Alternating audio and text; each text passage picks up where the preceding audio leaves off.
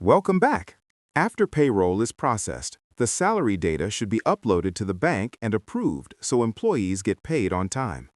In this video, we will show you how to generate and submit a DBS Giro file using cuteOffice. From your main dashboard, click on the Payroll module. Under the Reports section in the sidebar, select Giro Bank. First, configure your file parameters. All employees or a specific group of employees can be selected for processing using the drop-down filters.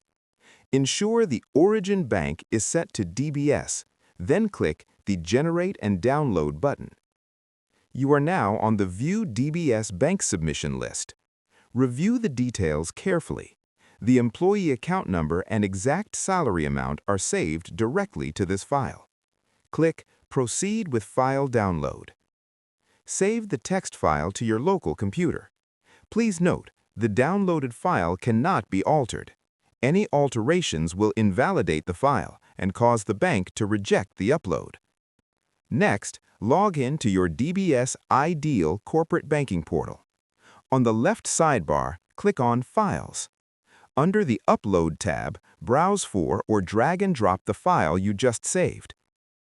In the pop-up window, ensure the format is set to New Inter Bank GIRO.